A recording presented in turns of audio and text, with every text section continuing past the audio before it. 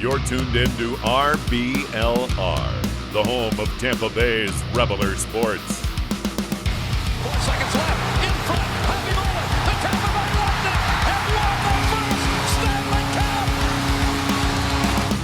And the Tampa Bay Lightning have won the Stanley Cup.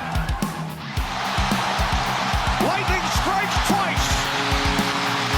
The Tampa Bay Lightning win their second straight Stanley Cup.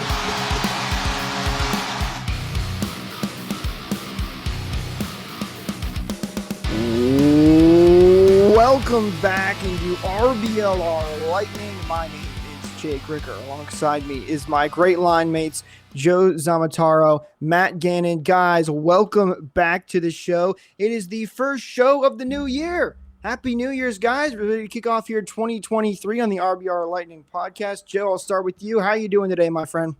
I am doing great. Happy New Year, everybody. Sorry for missing last week, but man, I caught some bug that it put me on my butt. I had like 104-degree fever, didn't get to hang out with family, so I'm ready for the new year to start on a much more positive note, which I think we're doing.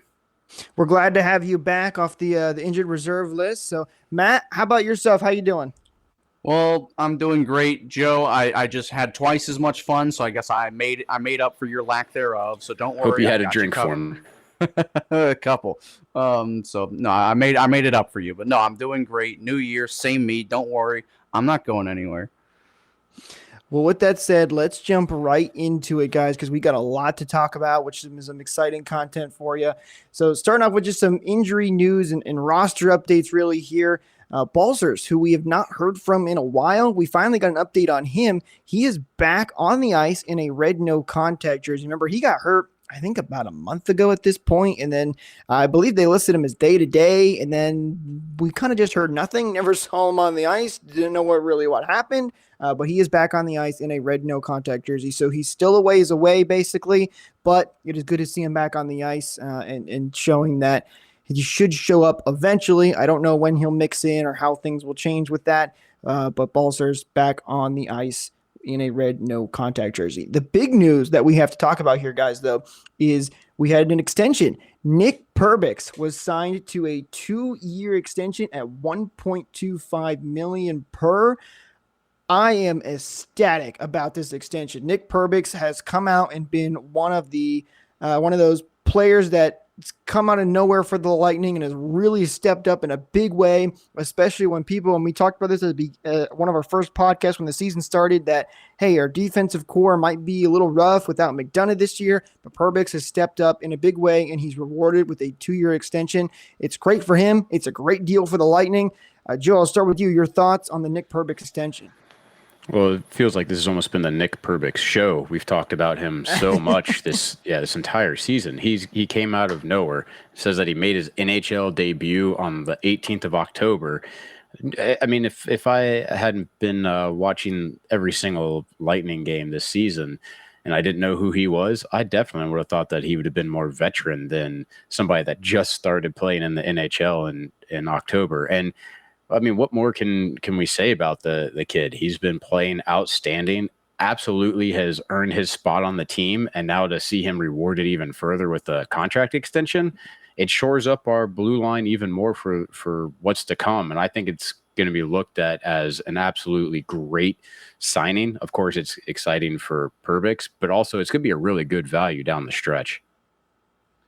Yeah, and I think it will be great value. I mean, it's 1.125, I believe it is. That is honestly stellar, especially for 2 years as well. In a cap strap team like the Lightning, that kind of cap hit is for again, he's been such a small cup of coffee with him, very small sample size with him, but I'd say he's earned every penny of that, if not a little bit more. So I can see that becoming, not a steal, but definitely a bargain in the near future. I mean, it looks like it right now.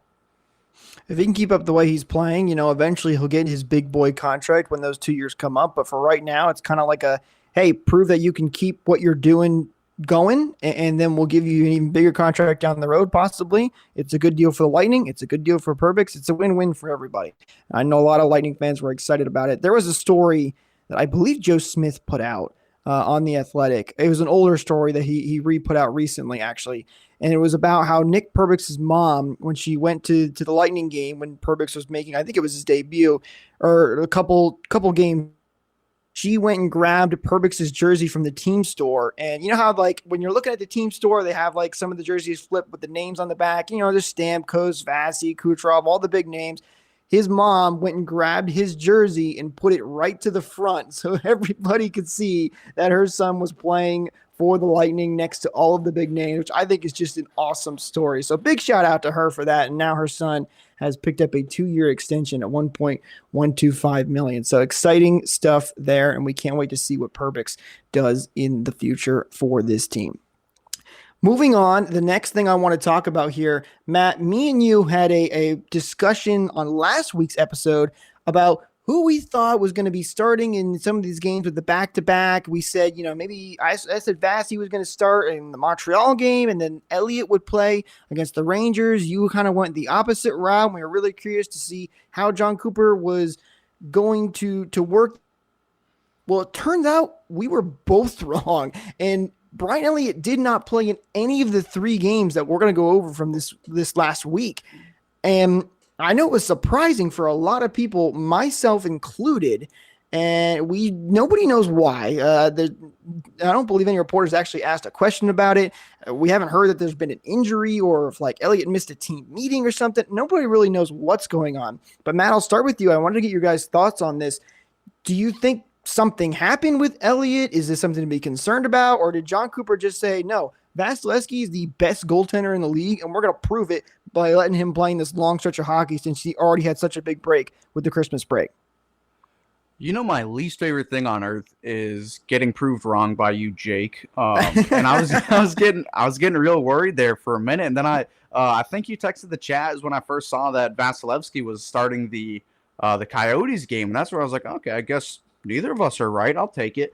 But to me, I think it's the biggest factor is the rest factor for Vasilevsky. I mean, they came off of their Christmas break, especially with the they had a number of days off, and I think they went, something like 4 or so days without any kind of practice.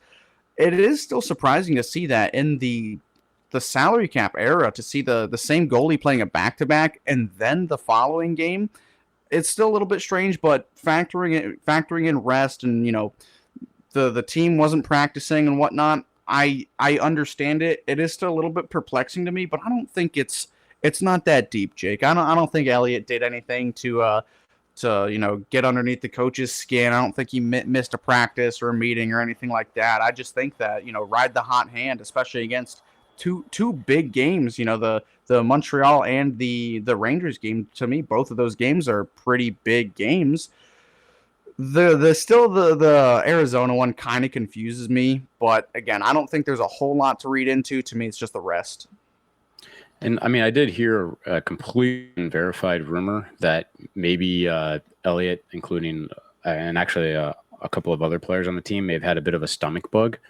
And if Vasy was as rested as he was, I mean, why not give him a go if he feels comfortable doing it? I am curious. I mean, I don't know how we could look this up, but how many goaltenders have played in back-to-backs in recent history? Because usually that's obviously a job given to the backup goaltender.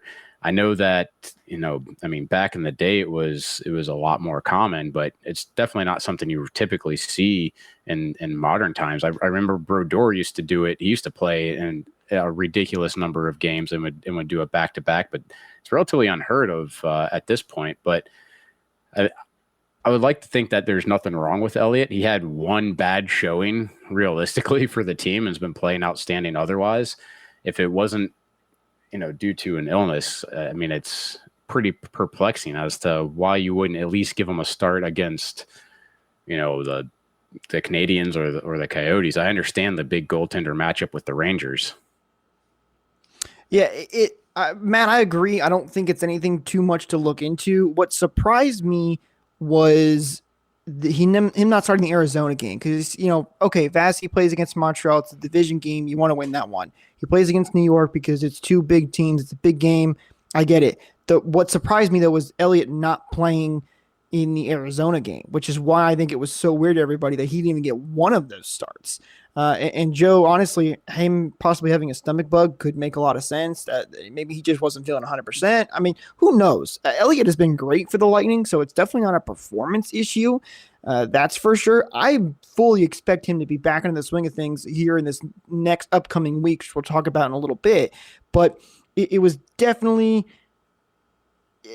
weird. It was weird and something that I thought we should bring up. And Joe, to your point, Chris Kren did tweet about this, about the backup goaltenders. I'm trying to find it quickly because Chris, he does an amazing job and tweets out so many awesome things. It's kind of a little hard to find, but I remember him saying that it's a rare occurrence. It's basically what you were saying. It's a rare thing that happens, and Vasy's only done it like 2 or 3 times. So this is something that is absolutely not common. Yeah, something maybe we can revisit later in the show to kind of see how many times it does end up happening. But hopefully Elliott's good to go for coming up, because there's quite a few games that I'd like to see Vasy continue getting a little bit of rest this next month.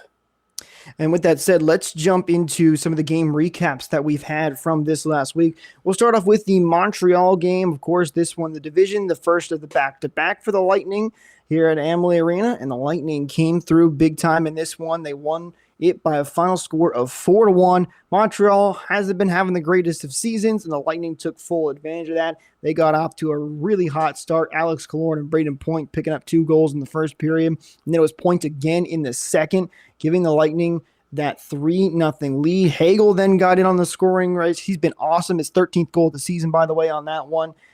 Montreal does eventually get one back really late in the third period. Poor Vasilevsky can never get the shutout for some reason. I don't know what's going on with that. But overall, a great game for the Lightning. They were 1 for 1 on the power play. The penalty kill was 5 for 5. They did a fantastic job of shutting down the Montreal Canadiens. And Vasilevsky was fantastic as always. Matt, I'll start with you on this one. What were your thoughts on this game against Montreal? I mean, I guess it's about time Braden Point scored a highlight reel goal. I think he's very overdue for them, especially when he beats like 4 guys. You just don't see that from him ever. No, I mean, yeah, it was a pretty dominant game. And unfortunately, I feel like we've had this conversation so many times, but man, Vasilevsky just cannot buy a shutout. He really honestly can't. And it's unfortunate the way that it came, because it was just, I guess I'm working in reverse here, but I mean, it came with 3 or less than 3 minutes left in the game, and it was just a deflected shot. Nobody is stopping that. I don't care who you are. It's just unfortunate, man. We're overdue for a Vasilevsky shutout, because he definitely deserved it that game. But yeah, it was a very dominant win. It had its moments. It had its surges. But yeah, I think the penalty kill really stood out. They were 5 for 5, you said, and man, they were a huge factor in that game. They made it. They kept that score farther, or a lot farther than it should have realistically been. I'm not one to typically blame the refs here. I'm not at all blaming the refs. We won 4-1, but man, I don't think the penalty spread should have been that different. But I gotta say, overall, it's just a pretty dominant win against a divisional opponent, a team that hates us and would love to snatch 2 points away from us, but it's kind of the same story, different day with playing Montreal. Yeah, and Vasy hasn't had a shutout yet this season, and it does hurt to see that goal come so late and it be a meaningless goal to break up that shutout drive. One other thing I wanted to mention in terms of stats here is that the Lightning went over 60% in the face-offs in this game, a trend that they continued through the next 2 games. They were struggling earlier in the season when it came to face-off wins, and now they've really found their stride. And especially when it comes to a penalty kill, that's a huge way to kill off a significant portion of it. If you get that defensive zone face-off win, get a nice clear, and they had a number of good clears to help break up the rushes and offensive opportunities on the power play for the Canadiens. Yeah, the Lightning looked great, and they played very well throughout this entire game. And it's one you kind of expected, but always good to dominate a division opponent, especially the Canadiens, and get that 4-1 win. Going on to the next game, the New York Rangers took on the Tampa Bay Lightning at Amalie Arena. And guys, this was a fantastic matchup. This one had it all. You had lots of close chances for both teams. You had two goaltenders dueling it back and forth with making unbelievable saves. I mean, it was just an amazing game. It felt like a playoff game. Vasilevsky, of course, again starting it. This is a back-to-back for Andrei Vasilevsky taking on Igor Shesterkin, and we know all the talk about which goaltender is better and the chants that were going on between Amalie and the New York fans when the playoff series was going on. But Vasilevsky, he goes out there and he makes puts on an unbelievable performance. He made, I believe it was 48 or 38 saves. He made 38 saves in this game in a back-to-back game, which is crazy impressive. And then, of course, the Rangers got one early. The Lightning end up tying it late by none other than Braden Point. And then it has to go all the way to the shootout where Alex Killorn is the one that scores the game winner to get the Lightning to win. Guys, I will say this. I'm a big fan of the shootout. I actually kind of like it. I will say this is the one time I was not looking forward to a shootout because 3-on-3 was so much fun and this game was so awesome. And I was disappointed that it had to end in a shootout. But Matt, I'll start with you. What are your thoughts on this game? Well, Jake, I'm going to correct you on one stat. Vasilevsky is good, but he's not good enough for a 38 save win. He's good enough for a 45 save win. So, and that is also before the shootout saves as well. This game was as advertised. Just like it kills me to give you credit, it kills me to give Igor Shesterkin credit, but man, he was really good throughout this entire game as well. For it being a 2-1 win in the shootout, I'm a big shootout denier. I'd rather have continuous 3-on-3, but for it being a 2-1 shootout win, it was an extremely entertaining game. Very much so a playoff-like atmosphere. There were lots of chances both ways. You know, the score doesn't necessarily reflect how, offensive the game was, how big and how drastic the momentum shifts were. I do think that both teams played each other very evenly as well. It wasn't lopsided towards either side. I will say New York probably had some better scoring chances, had some better looks. I want to say the Lightning definitely hit a couple of posts. I know Nikita Kucherov was definitely snake bitten throughout that entire game. So a little bit of bad luck for the Lightning, but I mean, still to come out on top and especially to get through that overtime, really entertaining overtime, but also the penalty kill comes up huge in overtime. I think that was it an interference or a tripping call on Victor Hedman in overtime? I disagreed with that one. Again, I'm not one to blame the refs, especially in a win, but we definitely got kind of jobbed on a couple of calls this game, a couple of missed calls, but whatever, it's in the past, no big deal. But yeah, the penalty kill in overtime, that was crucial. They had some great chances. They were working the puck around. I think Ian Cole was out there for pretty much the entire PK and then some. I think even after the penalty had expired. So again, just an absolute stellar performance from Andrei Vasilevsky first and foremost. But throughout the entire team, it was a pretty, for it being a low-scoring game, it was kind of a statement win.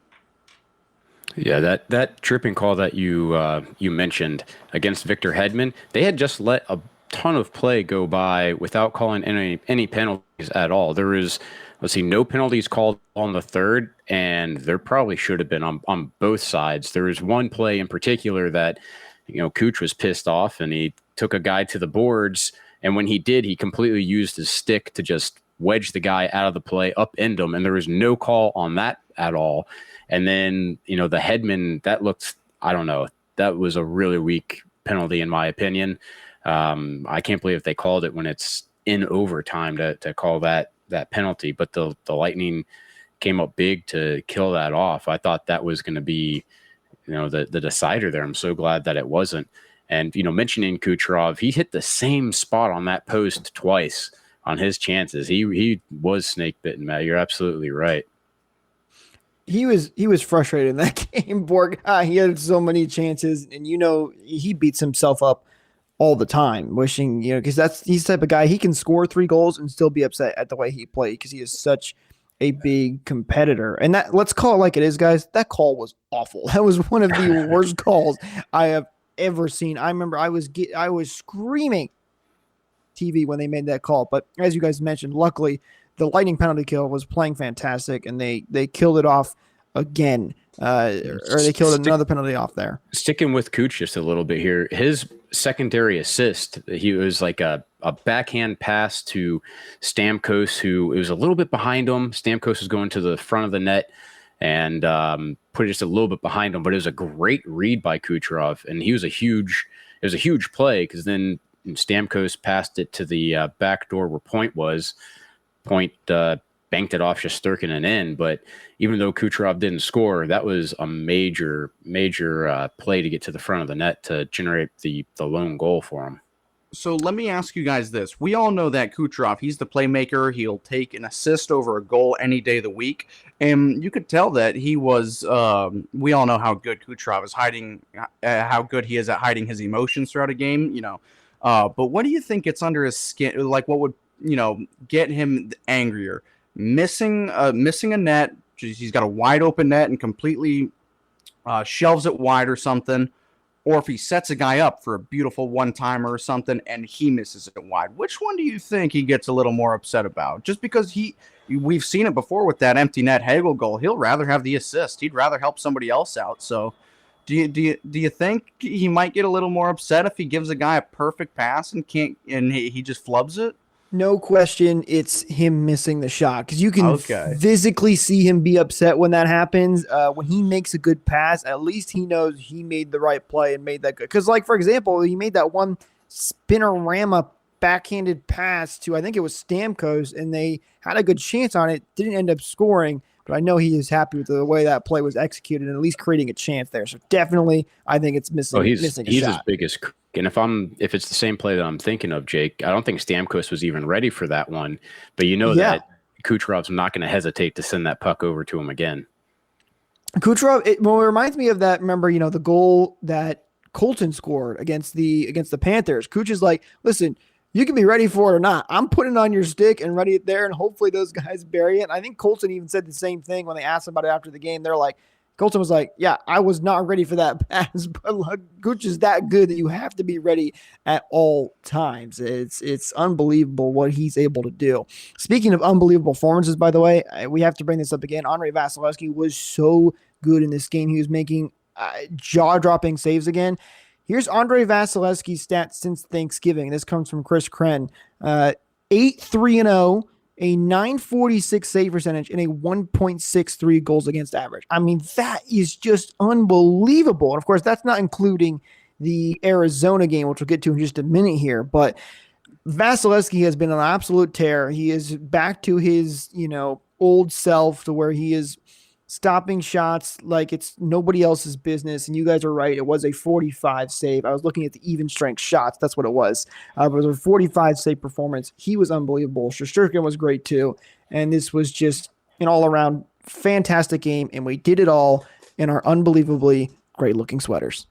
I had to throw that one in there. It should be mentioned too that there's a number of chances, especially earlier in the game, that the Rangers had where they got breakaways, and Vasy came up huge for those. I don't know how it happened. I think 3 or 4 times the Lightning allowed someone behind them. They're in the offensive zone, let one of the Rangers behind them on a play for a stretch pass, and they got amazing opportunities.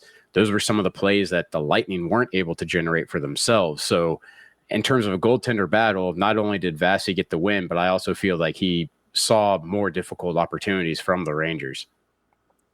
No question that he did. I mean, Shesterkin was good, but Vasilevsky was even better with all those quality chances that he had to shut down.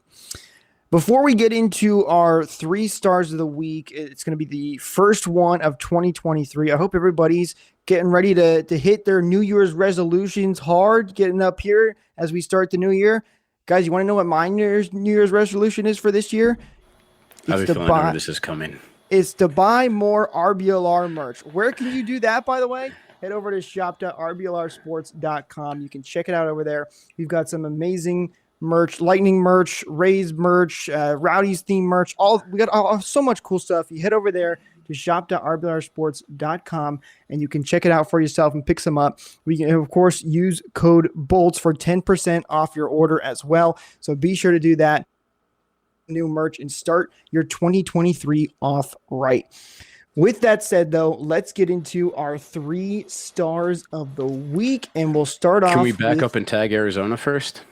That is correct. I'm so excited for the 3 stars of the week that I'm jumping ahead and missing the Arizona. I mean, game. I know it wasn't much of a game that that you could almost skip it. No, we do have to bring it up, and we should talk about it. This was a game that I think a lot of people looked at as, a game that was going to be an easy breeze. Arizona has not been playing well, to no one's surprise. They've been a franchise that's been struggling for a little while now. The Lightning usually dominate the Coyotes, but they had a little trouble in this one. Arizona went up 2-0 early in this game. And then it was, of course, Braden Point making another unbelievable play and getting the Lightning on the board. The Lightning eventually come back to tie it and then take the lead off Steven Stamkos, who is now just 2 goals away from hitting that number 500 goal. And then the Lightning eventually getting the win. Alex Killorn again scoring the game winner in this one late in that second period. Brandon Hagel then getting that extra insurance goal to give the Lightning the win. Again, face-off circle, 65%. Joe, you mentioned this earlier. It's something that's continued that whole week for the Lightning. They were great there. Power play was 2 for 3. And then the penalty kill going 1 for 1. Even though it was a rough start, I would say an overall pretty good game for the Bolts after they got their feet under them in that second period. Yeah, that start. I mean, this was an afternoon game. I turned the TV on just in time to see that second one go in. It happened, so early in the game. It was 6:46 into the first. The first goal, kind of a weird bounce that it hit Vasy, it hit Bogo, it hit Vasy again, all in midair, all off their heads and backs, and went in. Weird bounce, but then to follow it up 30 seconds later, I thought that the Lightning were kind of napping a little bit on this team who, correct me if I'm wrong, I think they'd beaten Toronto recently, right? They just beat Toronto the game before, and for whatever reason, Arizona has Toronto's number. I believe it's I don't think it's been a long time since Toronto's beaten Arizona in Arizona. It is hilarious that it keeps happening. Well, it's a team. Go ahead, Matt. The stat is it's been 14 years, I want to say, since Toronto has had a regulation win against Arizona in Toronto. But Arizona is also 4-0 in the calendar year of 2022 against Toronto. My jaw has dropped. So this isn't a a completely terrible team. They can surprise you. It seemed like the Lightning were a little slow to get started in this one and didn't really play their best game. They let the Yotes keep surging back on them.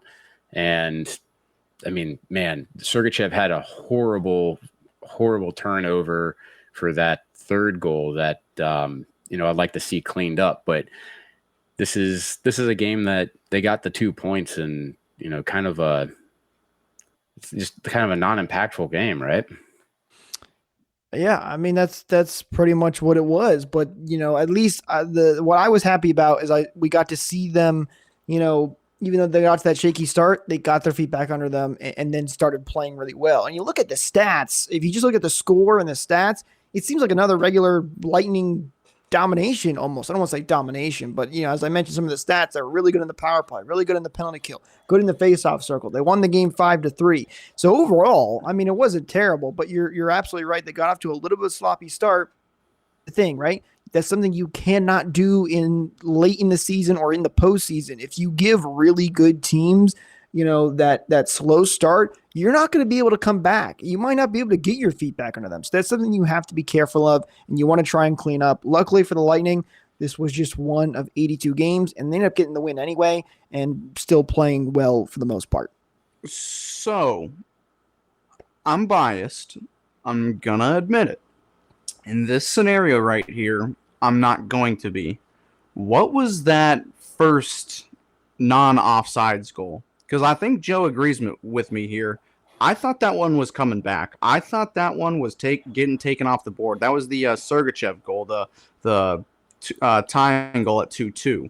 So it's that same play. The first time I saw it, I thought the puck was completely on, I want to say it was Point's stick entering the zone. I could be wrong. I thought it was on his stick, but it was the same thing that we've seen before, where let's just make an assumption as point so we can describe it.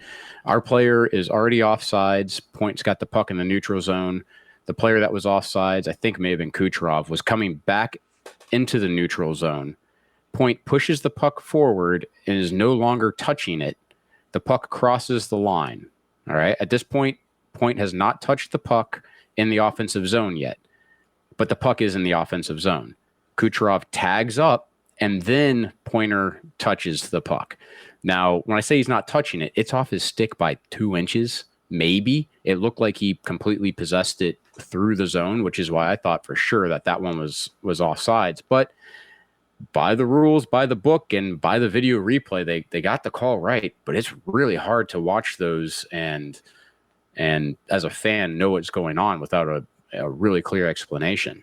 Yeah, because we've had a couple of those exact same scenarios in the last, couple of months. There was one just 2 weeks ago. I want to say it was with Connor McDavid and the Oilers against the Blues that ended up getting called back. It was not a legal tag-up situation, whereas against the Oilers, it was Colorado playing them, that Cale Makar goal in the playoffs where it did count. It's all very complicated, and that's why I really, I give a lot of credit to these linesmen, not so much the officials, but joke. But you know what? I'm not going to raise, too many feathers about it, ruffle too many feathers about it. I'm not going to make a big fuss about it because it went my way. Well, what is nice is having video replay so that they can allow the play to go on and have the option for a review. Where if you were watching the Winter Classic today, there is a similar play where the Bruins were going into zone. I believe as Patrice Bergeron was carrying the puck and Brad Marchand was dragging a leg to stay onside. They blew it dead. He was clearly onside still, as opposed to letting him play. I mean, it's the Bruins. Good luck for them. But allowing them to play on gives you the chance for that video review. And it not only did it work out for the Lightning where it was deemed onside, but we got the power play because of the coach's challenge right after that. It's the offsides was put in to try and prevent the blatant, guys way offsides. It was called onside because it was so fast. And unfortunately, you get some of these really weird plays where it's really close. And because the stick was like touching it, but then not touching it, and the guy came out, then it's a good play. There's a lot of weird things that can get really confusing. But Joe, as you mentioned, at the end of the day, they got the call right. Unfortunately, it was just confusing for most fans because it's a very complicated process and it's not something that you can just look at and say, yeah, that's onside. Yeah, that's offside. Usually, sometimes you can, but not every single time. And you're right about them. It's good that they let them play, because it's kind of like in the NFL, same thing, right? If there's a fumble, they try to play it out so they can go back and review it to make sure, because if you blow the play dead, well, then you never know if the guy was going to score a touchdown. Same kind of thing, just for hockey there. But hey, Lightning got the win. They got the 2 points. They got 3 wins in this week. They were fantastic, picking up 6 points. So another good run for the Bolts. And now we will go to our 3 stars of the week, and we'll start things off with the number 3 star. And this week it is going to none other than Nikita Kucherov, who had a fantastic week. We talked about him a little bit, and he fought 4 points for him in his last 3 games. He was a +4 overall, but really, again, it goes to how good Kucherov is in his hockey IQ and the passes that this guy can make. It is unbelievable to watch, and even though he didn't score any goals, he gets the 3rd star of the week. Joe, I'll start with you on this one. Your thoughts on Kuch earning the 3rd star of the week? He was playing outstanding, and mentioning how he's his own biggest critic. If you get that many points in a week, you're doing something right. I mean, he's got 4 points, 2 posts, and 3 wins. So he had an outstanding week, and his vision is second to none. One play that we didn't talk about that I think is kind of fun to bring up here against Arizona was Kuch had like a give and go play with Point to open up the scoring. Point dropped the puck back to Kuch. Kuch sent it back up to Point, which it hit his skate, went in the air, and then Point knocked it into the net for the first goal of the game. I know it's kind of in Pointer's horn more than anything, but it was a great play by Kucherov to make that magic happen. And as amazing as Point's been, he's been the player that he is because of Nikita Kucherov feeding him pucks in absolutely key positions and spots. And he just keeps it up. He just keeps racking up these points. It's crazy that a slow week for his standards. 4 points in 3 games. That's just awful numbers from Coach. Joke again. It's crazy that a slow week for him is still just utter domination. I mean, he's a play driver, he's a playmaker, and yeah, he, like I was saying earlier, he's been snake bitten even without those 2 hit the post in the exact same spot twice, and even still, he was probably the most noticeable player in that Rangers game. I want to say he had close to 10 shots on goal. Igor had an answer for him every single time. He was, it's hard to say he was snake bitten there because Igor just kind of had his number. But again, just getting it done offensively. He's not being super, one-dimensional either. He's putting in his work. He's contributing everywhere on the ice. So he's well deserving of that 3rd star, in my opinion. And he's tied for first with Connor McDavid for number of assists this season. Also, he did eclipse the 50-point mark as well, so hats off to him for that. Let's go to our number 2 star of the week now. After Kucherov, he gets number 3. And for number 2, it's Brayden Point. And Point has been on this list a couple of times. This is his 2nd week in a row being the number 2 star. But Point's ability to score goals is just quite literally unbelievable. I mean, he had multiple goals again this week where he is dancing through multiple defenders, deflecting pucks like he's playing baseball, and just somehow scoring when it seems nearly impossible. It's so impressive how fast he is and how good he has been this season, especially leading the team in goals right now. He has been playing fantastic. Another great week for him, and he gets the number 2 star of the week. Joe, I'll start with you. Your thoughts on Brayden Point? If I'm not mistaken, he's on a 8-game goal streak at home, which is a pretty long streak that he's on. He scored in every single one of these games, and Matt mentioned in the first game of the week how he went in 1-on-4, and somehow it was 1-on-4 going over the blue line into the offensive zone against Montreal, and he came out with a breakaway and scored. The guy's dynamic, he's magic, and he just continues to be absolutely red hot. And the craziest thing about that specific play is he tried to pass that into the zone. I'm not sure where he was going with it, or maybe he even fumbled it, whatever. I mean, the puck was still closer to all 4 of those Montreal players than it was to him. And then he still manages to not only get the puck and then speed past him, get the breakaway, and then score. I mean, I'm running out of words. It's hard to get bored talking about Brayden Point, but it seems like he's just, it took him a little bit to get going, and now he's just here to stay. I mean, again, this is what we know he can do. This is who we know he is. But, man, he is the most underrated player in the league. I don't understand how it's like I'm not big on, player rankings or anything like that, but you hardly ever hear any kind of buzz about him. You hear a lot about Kucherov and Vasy, and Stamkos, of course, but Brayden Point is, for whatever reason, the most underrated, undershadowed player in the entire league. It's about time he starts getting some credit because, again, Brayden Point for Selke. Don't forget that.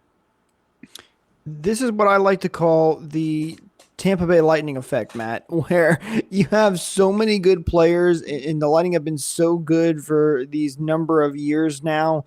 It feels like over the last 10 years, really, the Lightning have been playing better and better, that a lot of these guys get overshadowed. It's the same reason why John Cooper has not been able to win a Jack Adams award, because everybody says, well, he's got all these great players, it should be easy for him. Same thing for Point, Stamkos, and Kucherov, even Vasy as well. They kind of get overshadowed because they have so many of these top players around them, but Point showing that it doesn't matter who's out on the ice. He can make an unbelievable play and should absolutely be up there for some awards. And you know what the worst part about points crate performances right now is that it just proves even more that the Lightning would have beat the Colorado Avalanche if they had point for that Stanley Cup final. He is just playing so good. I mean, he is such a big difference maker. Let's go. Speed, man. It's that speed, and it's such a big intimidation factor. It's huge, and he is. He almost beat Connor McDavid, I believe, if I'm not mistaken, at one of the All-Star game in Tampa. The one in Tampa. Yeah, he almost beat like him with this tenth of a mile an hour off. And it was something like a tenth of a second McDavid beat him by. It was close, and unfortunately, he hasn't been able to come back and try another attempt at that, because that's one thing I would love to see in a future All-Star game coming up here. I've got a feeling that might change this year. I think so. I think you're right there, Matt.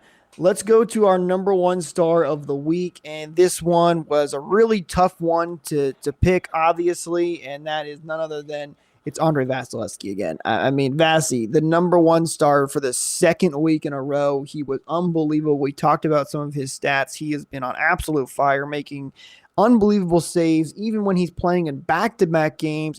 It doesn't matter what you throw at this guy. He's going to find a way to keep that puck out of the net.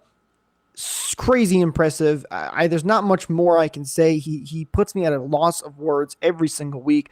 Matt, I'll start with you. Your thoughts on Vasilevskiy earning his second first star of the week here on RBLR. Very much deserved. He's been over the last, just like Braden Point, it took him a little while to get started, get going a little bit. But man, once he, now that he's here, he is here to stay. We have seen the best from Vasilevskiy. The shootout, I want to bring some light to that. The shootout and pretty much the entire Rangers game, but the shootout especially, you could see on those Rangers players, they were perplexed. You try to figure out the goalie, you try to figure out what you're going to do on the bench, but man, when they were coming in on him, every Rangers player seemed pretty much lost on what to do, how to beat him, and he was stonewalling them throughout the entire game, and then overtime, and then the shootout. And also, I want to bring credit to one more save he did make. I didn't give him credit on it earlier, but it was a one-timer chance against Philip Hedl in the Rangers game as well. Any other goalie would have been a goal. It was a beautiful cross-crease spread eagle goal. Managed to save that, but again, just my vocabulary is not big enough to give this man enough credit. I can't say enough words about him to give him his due diligence. But dude, I mean, he's the best. Vasy's better. I think it's relevant to say Vasy's better. And in those shootout attempts, anytime the guy's going in one-on-one on Vasy, if it's a breakaway or just having a good look at the net or in the shootout, Vasy's, we all know that he's got really long legs, and it makes it look like he's got a big 5-hole. And the number of players that try to beat Vasy 5-hole is, I think it's absolutely hilarious, because they never can beat him 5-hole on these types of attempts. Now, he will let some 5-hole goals go, but it's mostly in zone play where they beat him. One-on-one, though, they can't seem to help themselves but want to shoot on Vasy 5-hole, and he shuts that down, makes it look so easy. And like you said, Matt, it's got to be frustrating. How do you beat a guy that's that fast, that big? He's so incredibly athletic and flexible, and what a week for him. I mean, number one star. He earned that over and over again this week. If I was a New York Rangers player and coach taps me on the shoulder and says, "All right, you're up in the shootout," I'd say, "No, I'm good. I don't want to embarrass myself. I don't want to go up against this guy. This is ridiculous." There's no question. He's been absolutely fantastic. So there you have it, guys. RBLR's 3 stars of the week. It's Nikita Kucherov at number 3, Point at number 2, and Andrei Vasilevskiy at number 1. And of course, we'd love to hear from you guys as well. Be sure to follow us at RBLR Sports and let us know what you think, who you think should be the top 3. We also want to give an honorable mention to Victor Hedman as well, who had a fantastic week. He was playing really well. He had 5 assists this week. So let us know in the comments if you think Hedman should have been on this list, if you think there should have been some changes in the numbers. We'd love to hear from you guys. So let us know your thoughts on that. Moving on to our next. Right now, Hedman got snubbed. Matt was pushing for Hedman, but we ended up deciding on Kucherov. Hedman did have a fantastic week, so we wanted to give him an honorable mention shout out there. At least we have 3 this week, I guess, Yeah, that's true, because if you guys remember last week, we were struggling to find a third one, but the Lightning bounced back in a big way and came up with 3 wins, and a lot of people played really well. Alex Killorn is up there too. I think he was playing 2 game-winning goals. He had the game-winning goal and the shootout goal that he had, which, if you look, it's the exact same move that he did for both of those, where he kind of went in from right to left, did this really weird stick flip, and beat the goalie both times on the same move. And I know we're going to transition out of this, but I do want to give him a little bit of credit too. I'd say he's probably 5th on my weekly star rankings, but he's quietly having a really good, I hate to say a bounce back season, because he had a great regular season and was just, something happened to him in the playoffs. I'm not sure what it was. I don't think he was completely god awful. He just couldn't buy a goal. The offense wasn't there in the playoffs, but he had a great regular season last year, and he's picking up, where he left off his previous regular season, but he's quietly, climbing up the ranks, and he's putting up some good numbers with the team, coming in very clutch. So I want to give him a little bit of credit as well. All right, so we're going to go to our next segment now. We got some fun things for you guys that we want to talk about here. We mentioned the Winter Classic a little bit earlier. That was a fun game to watch, even though the Bruins totally ruined it and scored late in the third period, not giving us 3-on-3 overtime in the Winter Classic. How dare they? But with that said, they did announce the next Winter Classic, which is going to be the Seattle Kraken and the Golden Knights at T-Mobile Arena, which should be a fun one. I'm looking forward to that. But I wanted to bring this up, guys, because every time they announce the new Winter Classics, a lot of Lightning fans will ask the question, hey, why don't we host one? We've been a great team for so many years now. We're becoming one of the premier, or already are one of the premier franchises in the NHL. Let's host one in Tampa. And it's a conversation that's come up a lot of times. There's been some rumors that, it could potentially happen. But I wanted to get your guys' thoughts on if you think it's possible to host one in Tampa, and if you think we should host one in Tampa. Joe, I'll start with you on this one. What are your thoughts on having a Winter Classic right here in Tampa Bay? Well, look, if you can have a game in the basically was a blizzard in Buffalo, why not have one in the sun here? Sure, it was 80 degrees outside today, and there's absolutely no way the ice would hold up with what we have going on here in Tampa, but that could be fun too, right? I mean, could you imagine bright sunshine? Or do it at night. Do it at night, 8 o'clock game, 8 o'clock start, and just let what happens happen. I mean, we've got Curtis Hickson, where we've got an outdoor setup every year, like an outdoor rink for Christmas time. I just don't think it's feasible. We saw it happen at Lake Tahoe, where it was freezing temperatures, and still in the sunlight, the ice quality was just terrible. I think, and all the players were complaining about it to the point where they had to postpone the game until sundown. And mind you, this is Lake Tahoe. This is freezing temperatures.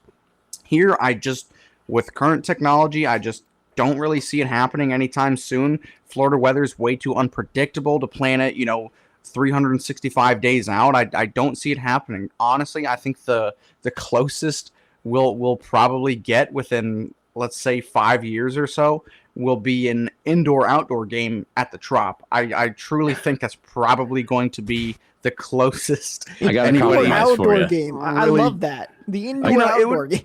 It would be interesting for sure, but I don't know if I want to see. Why not go a completely different route? Let's bring back beach hockey, where they used to have like the curved boards, and make it a complete spectacle. Do it out at Clearwater Beach. How about just rollerblade hockey? We'll just play on rollerblades down on the pavement. Just 4-on-4. It'd be entertaining. Oh boy, I'm actually going to go a little bit different route from you guys here. I think it can happen, and I think it will happen. It's been talked about for a while now, and I think the NHL still would like to do it. And I'll bring up a couple of points on why I think it can happen. The first thing I'll mention too is Joe Smith did an article on this a while ago on The Athletic, and he basically said that they do think it's possible, but unfortunately the technologies are just not there right now, and it's going to take the NHL a while to figure out how to properly do it, because as you mentioned, Matt, they don't want another situation where the ice quality is really bad, the game gets postponed, and it's a giant mess. I think the Lightning can't really do maybe a Winter Classic because that's always on New Year's Day, of course. You host just a regular Stadium Series game like the one they played in Nashville. You look at, we had a day down here for Christmas this year where it was 20 degrees at night. It was crazy cold down here, which is definitely temperatures you can work with to host an outdoor game. So again, as you mentioned, Joe, it's hard to predict that kind of thing. And maybe as technology gets better, they will be able to start to predict it a little bit better. But if you're able to find, a day or two, which we did have this year, where it's cold and it does get cold down here sometimes, it's not super often, you could absolutely pull it off. It's something that's going to be hard to do and it may take a while, but I think that it's something that can happen and hopefully will eventually happen. It's worth exploring every year. Absolutely. 100%. It's worth checking into every year this comes up. I will say this. I'm happy the Lightning at least got to play in one. I hate when it's the same teams over and over again. I'm glad the NHL is trying to, go in different directions. We got the two new franchises in one for next year. The Canes are playing in an outdoor game, I believe, this year as well against the Capitals. So I'm glad they're, getting new teams involved. I think it's great for marketing, and it's good to see that the Lightning were at least involved in one, and that's only a positive feature going down the road. I do want to jump into our next segment now, though. Joe, you weren't with us last week, and me and Matt went over some of our top plays or top Lightning moments, I should say, from 2022. And since we are still here in the new year, I wanted to get what your top 3 Lightning were from 2022. Absolutely. So I'm going to keep it short and hopefully some more of the memorable ones. And these are just ones that, not necessarily the best plays of the year, but ones that I think about when I'm thinking of something that was really exciting to see. Starting off earlier in this year, a game against the Florida Panthers, Kuch is going into the offensive zone. He does this really fast inside-out move to find Corey Perry streaking in on the right side, basically backdoor for like a tap-in. Kuch does all the work on this goal, and Corey Perry, I don't think he even moved his stick. It bounced off his stick to go in. It was an absolutely magical goal by being set up by Kucherov. That's my number 3. Number 2 is going to be the Stamkos partial breakaway to beat the Rangers to go to the Stanley Cup Finals. This was another great game against the Rangers, one that I know everybody in Tampa was holding their breath watching this game, just wondering when the next goal is going to be allowed in. And he had a breakaway, took a shot. It bounced back at Stamkos, hit him in the body, and then beat Shesterkin. And that ended up being the game-winning goal to send the Lightning to their 3rd consecutive Stanley Cup final appearance. That one definitely was burned into my mind because you always hope that the captain's going to score when he goes in on the break, and that the goal doesn't get much bigger than that. The number 1 goal that I'm going to put on this list, though, also happened this season. It actually happened last month, and that's going to be Braden Point, where a game that Matt and I went to, where he went through basically 4 Kraken players right as he entered the offensive zone. He beat 2 of them clean and then just flicked a beautiful backhand, basically a breakaway goal. And it came with such energy, such excitement, such speed. It's something that we're now knowing Braden Point to be able to do these things, but still seeing that one was, and especially live, one of the most memorable goals of 2022 for me, and the one that I leave you with. Those are some fantastic picks, Joe. I love all of those. There were so many great moments this year. It's hard to push it down to a top 3. There was just so many great ones. Point is probably one of my favorites. He could be on that list, 10 times over. So could Stamkos. They both had outstanding years. For all 3 of those guys, you can almost say, instead of a specific goal, a style of goal, right? Because Point had another one where he went through 4 people earlier in this past week. What a year it was for the Lightning in 2022 with all the great moments. And here's to another great year for the Lightning in 2023. Let's go into now previewing our games upcoming this week, guys. We got 3 on the slate. First one is going to be tomorrow night as of this recording against the Chicago Blackhawks.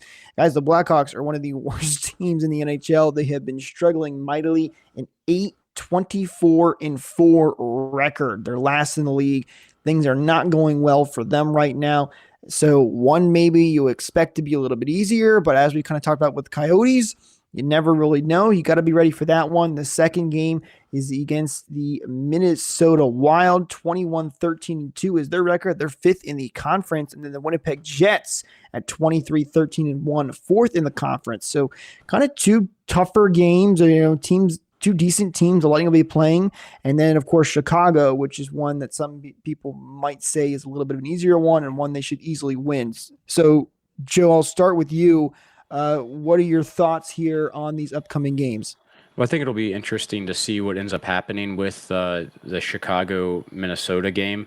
Chicago should be an easy team to beat. They're 1-9 for their last 10. But they're back-to-back games, so maybe we will get to see Brian Elliott come back in here, and I'd hope that would be the game against Chicago. The Wild are no pushover, 5th in their conference, and then same thing with Winnipeg, 4th in the conference. So those are going to be the tougher games, and it's that Minnesota game's a 9:30 game, and it's on TNT, meaning it's probably not going to start till about 10 o'clock. Yeah, Matt loves that. Those TNT games, I don't know. They list a puck drop time and then forget to start the game for about a half hour. But that'll be the game, in my opinion, that will be the tougher of the 3.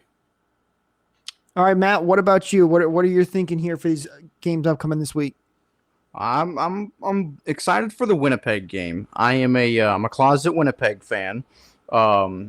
Just wait until next week. You'll hear me ranting and raving about all their players and whatnot. But no, this will be a fun week. I'm glad most of these games, these later games, land on days I don't have to work in the morning.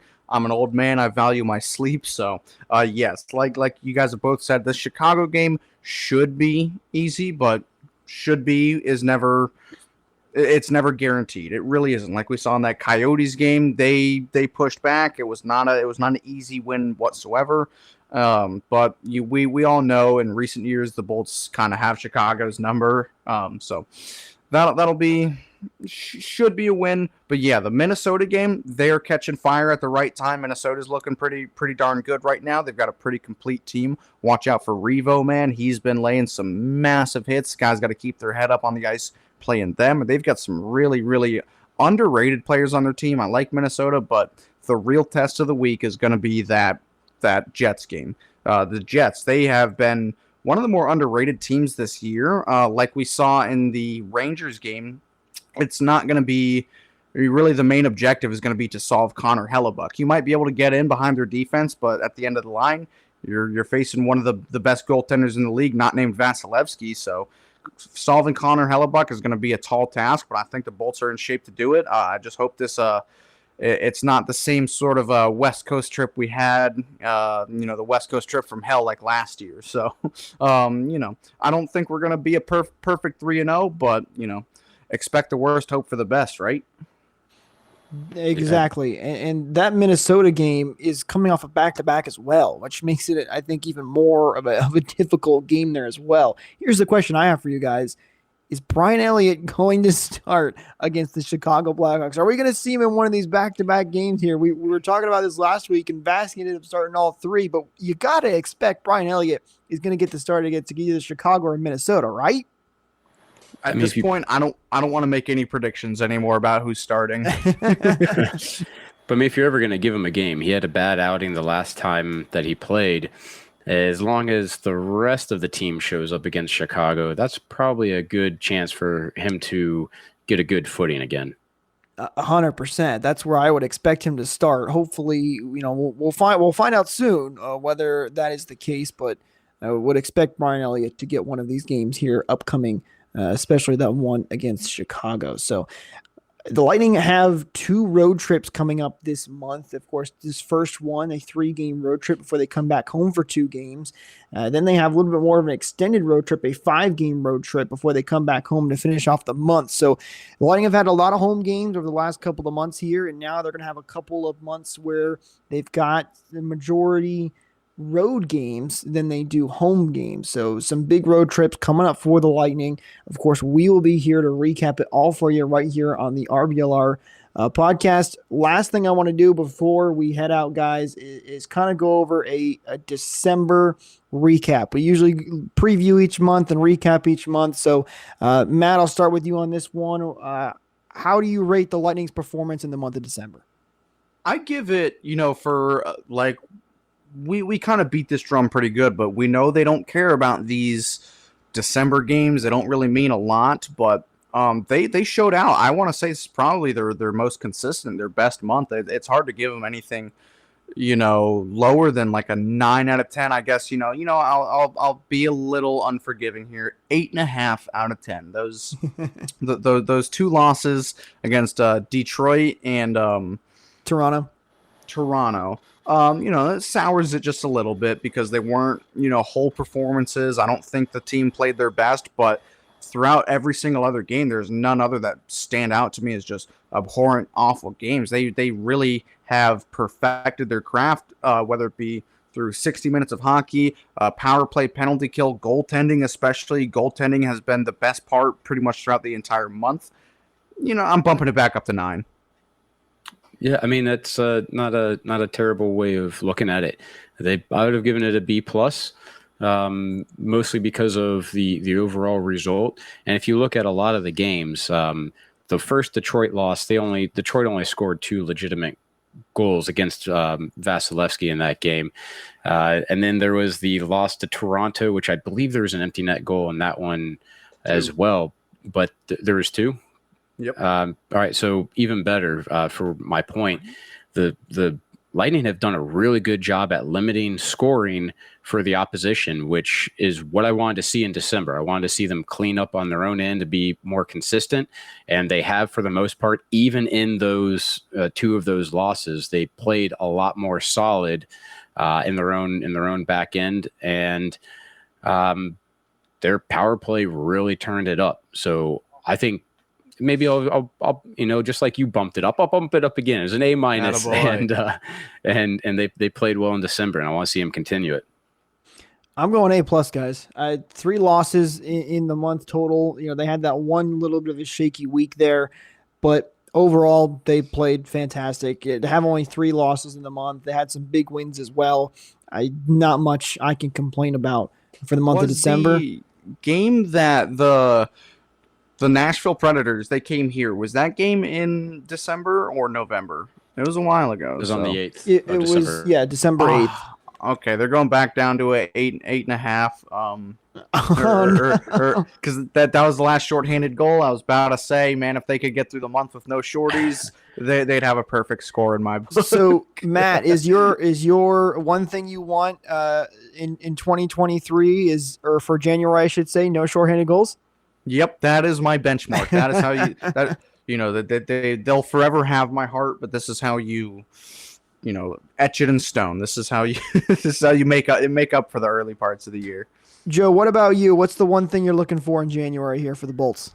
I'm looking for secondary scoring. I'm looking to see our line 3 and 4 start to produce some goals and really start to contribute. Obviously, our 1-2 line are doing the majority of the heavy lifting, but as you start getting deeper into the season, you need that to be a little bit more balanced, be a more well-rounded team. Jake, you mentioned that Balcers is in a non-contact jersey, but he's skating. Who knows how long it could be? It might be a month before he comes back, but maybe that'll be the catalyst in order to give the bottom 2 lines a little bit of a bump. And I said it before, I really still want to see Nemestikov start producing here. I think that's going to be a key, and hopefully that's what we're going to see in January. I love that. I like that a lot. And last time we talked about the bottom 6 needing to step up, they did. So hopefully we see that again here in January. The one thing I will say for the guys here is we got 2 big road trips coming up. This might be a little bit tougher month.